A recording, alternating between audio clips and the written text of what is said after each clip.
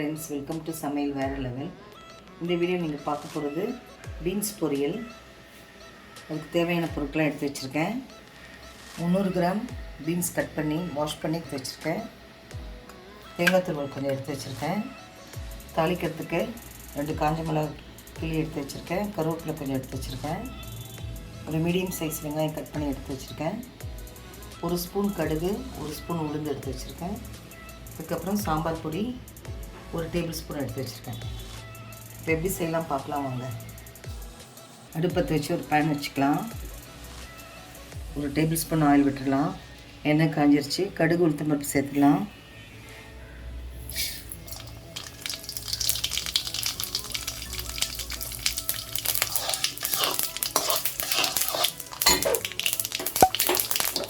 காஞ்ச மிளகாய் பொறுப்பு சேர்த்துக்கலாம். வெங்காயம் சேர்த்துக்கலாம்.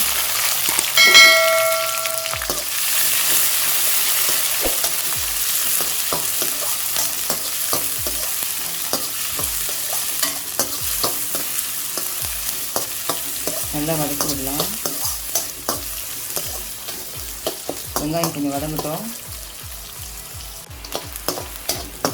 வெங்காயம் நல்லா வதங்கிடுச்சு. இந்த ஸ்டேஜில் நம்ம கட் பண்ணி வச்ச பீன்ஸ் சேர்த்துக்கலாம்.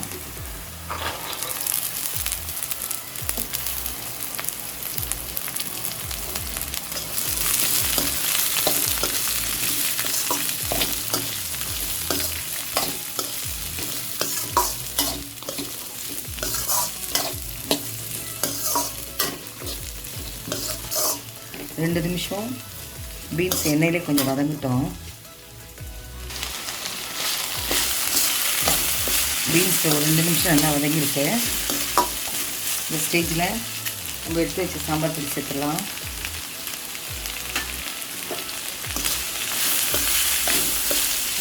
இது சிம்பிளாக சட்டுன்னு செஞ்சிடலாம்.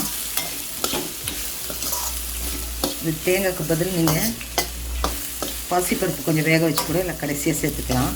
இன்றைக்கி நான் தேங்காய் சேர்க்க போகிறேன்.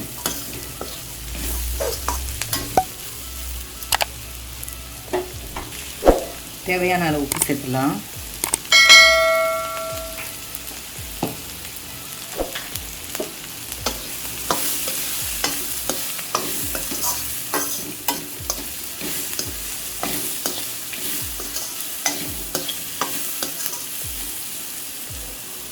கொஞ்சமாக தண்ணி தெளித்து